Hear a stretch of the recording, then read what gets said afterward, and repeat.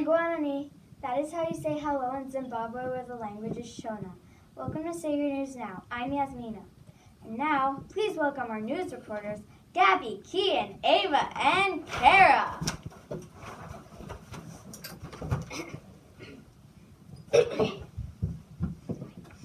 Today on Say Your News Now, we will be focusing on Zimbabwe, the 32nd poorest country in the world. If you want to be specific, our attention is focused on Milton, Zimbabwe.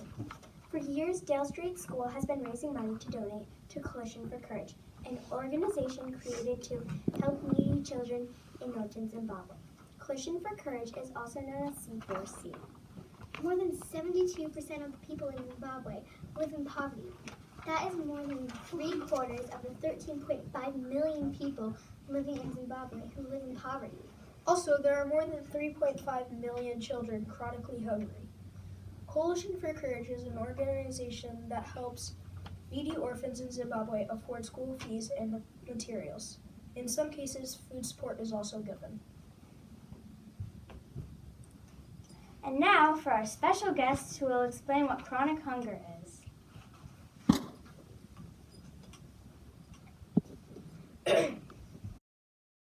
My name is Lily. And I'm Ashley. And we're here to tell you about chronic hunger. What does chronic hunger mean? The FAO of the United Nations defines chronic hunger as undernourishment caused by not ingesting enough energy to lead to a normal, active life. As you can see on this map, Zimbabwe is one of these red-colored countries. It's directly above South Africa. If the countries are red, that means that the countries are 20% of their population are undernourished, and 75 out of 1,000 children died before the age of 5. Before the age of 5. That's terrible. That's all I got for you. Let's turn it back to Say Your News Now for more information. Students in Zimbabwe have to pay about $1,300 each school year in order to go to a local school. This is a lot of money for them to pay. C4C scholars who go to a boarding school have fees about 3 times higher. Yeah, they have to pay all that money, buy their school supplies, including a uniform, and keep their school uniforms clean. That's a lot for them to keep up with. All this is a lot of money for C4C scholars. True. Unlike us, they have a hard time getting supplies and are living in poverty. Yeah, they're pretty much completely in poverty. Here are some facts on C4C. C4C currently sponsors 38 children. Of these children, 10 are in primary schools or secondary schools. 11 are in technical school, like a trade school. 14 are in boarding school, and 3 scholars are in universities.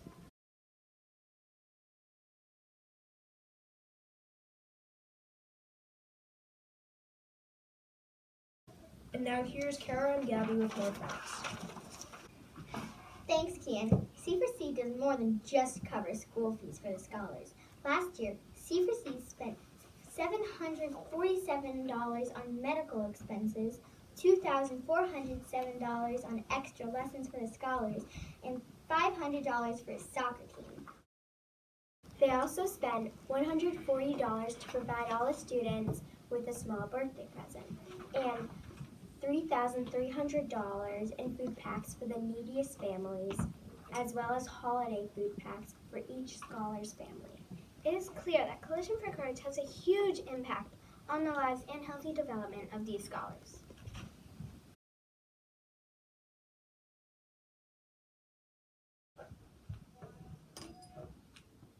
And now, let's welcome our special guest who will tell us a little about poverty.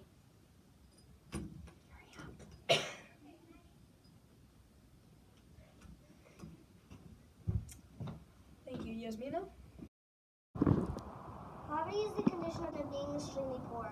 Once on its way of becoming a middle-income nation, Zimbabwe's society and economy has experienced great deterioration since 1997. That means it is becoming worse and worse over time. Approximately 72% of the country's population lives in chronic poverty. 84% of Zimbabwe's poor live in rural areas. Rural means living in a countryside rather than a town or a city.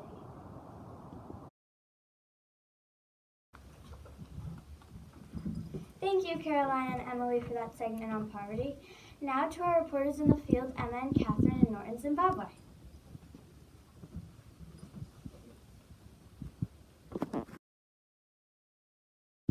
Thank you, Yasmina. As you can see, me and Catherine are here in Northern Zimbabwe, where the children we help provide for live. Before we start talking about Coalition for Courage, let's see what my friend Catherine has to say about Zimbabwe. Zimbabwe is a wonderful place, but it is also very poor. The food is so delicious and it's so different from the USA. You are right. Some of the foods here include sadza, boda, and many more. Now, let's get back to Coalition for Courage. Okay, here are some facts about Zimbabwe. 1. The lack of rainfall is so high that water is very difficult to find. 2. And then there is Operation Garakai, or Operation Better Life. In 2012, the government decided to rip down people's homes and schools to make better ones and haven't produced them since, 6 years later. Yes, Emma, Operation Garikai. Yep. Bye.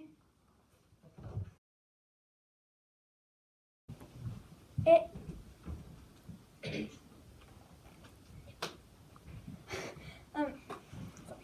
It's so important for people to consider the needs of others. Let's learn a bit about compassion.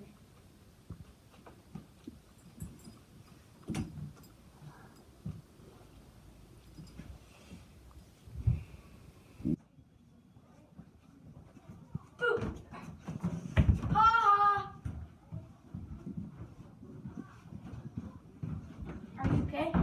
Okay, let's go to the nurse.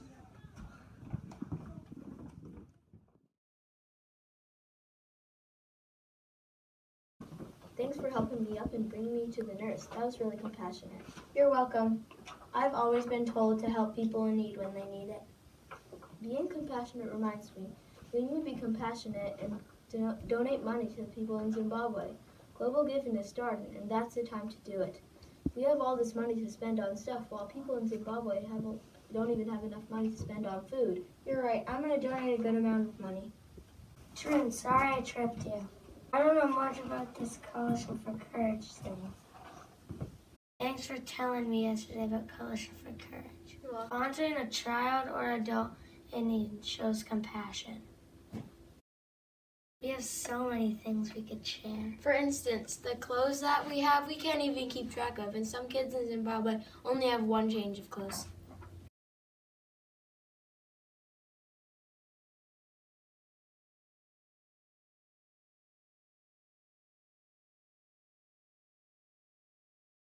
The custodian sweeps away so many pencils, while students in Zimbabwe have to share pencils. And when they do have their own pencils, they use it down to the nub. We need to donate money so they can have food, clothes, and shelter.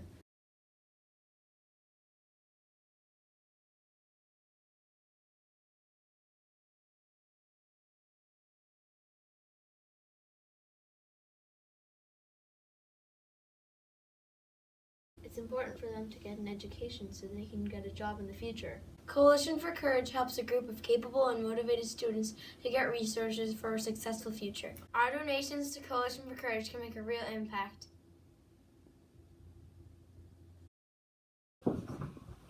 Okay, welcome back. The compassion skit was great, and Emma and Catherine sure gave us a lot of good information. Now time for a commercial break for you and a coffee break for us. Yes, coffee break.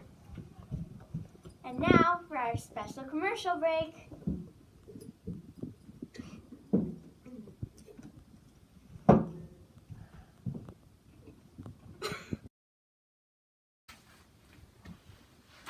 Hey, Will, I can't wait for Pennies for a Purpose Silver Sabotage to start. Yeah, the 5th grades won every year except for one. Hi, 4th graders. Where do we put this money? Well, I can explain it to you if you want. You put the pennies in your grade bin, but then you put the silver coins and the paper bills in the other grade's bin. Why would we want to put the silver coins and the paper bills in the 5th grade bin? Yeah, that doesn't make any sense. Our 4th grade to win. It doesn't make any sense to put the more valuable money in the grade 5 bin. Well, you want to put the silver coins and the paper bills in the other grade's bin because the game is mostly about the sabotage. Oh, Pennies for a Purpose Silver Sabotage goes until Monday, November 5th to Friday, November 9th. Tell you a little about the game. Pennies equal 1 point each, and all other coins subtract their value. For example, if you give me a dime, Here you go. and I put it in your grades bin, it subtracts 10 points from your grade. Thanks, now it makes sense to me. Wow, this sounds like a really fun game. All the money goes to Collision for Courage, so no matter what grade wins, it all goes for a great cause.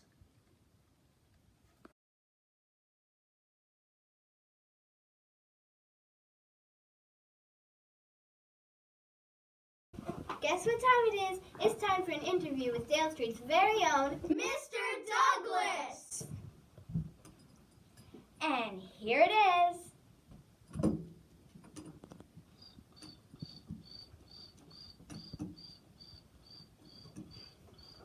Thank you, Yasmina.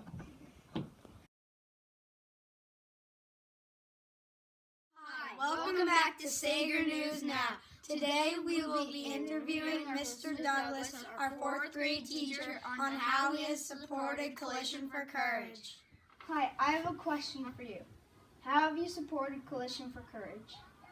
Well, over the years, after Mrs. Burgess, who was a former teacher, she took a year off and went and worked in Zimbabwe. She came back and was pretty excited about working and establishing Coalition for Courage.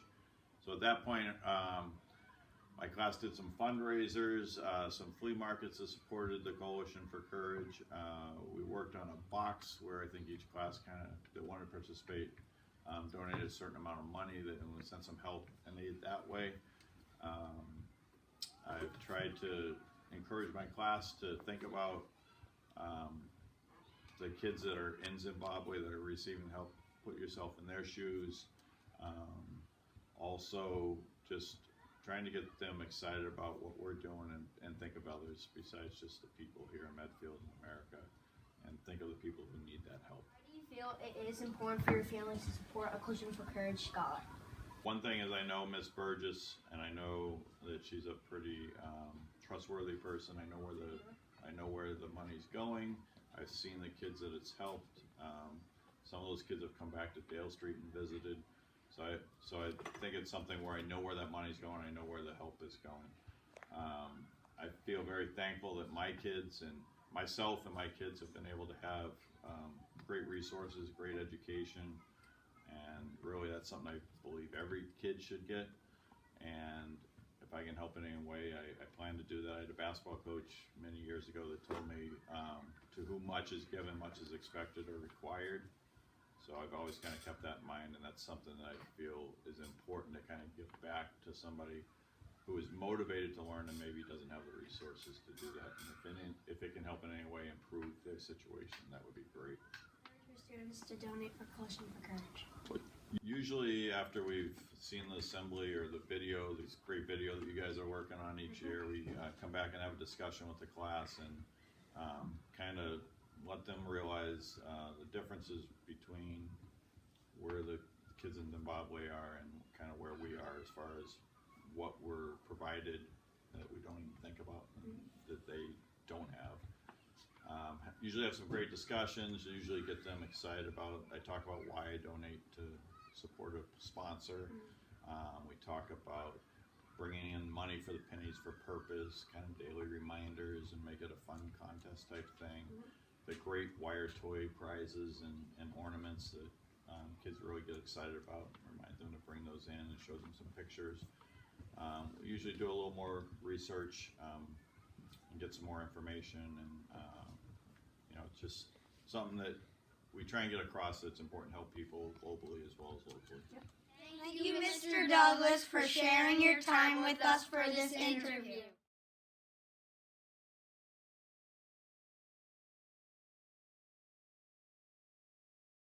Well, that's a wrap for Sager News Now. You can expect to see us again in a couple of weeks. Bye! Or as they say in Zimbabwe, Saramache.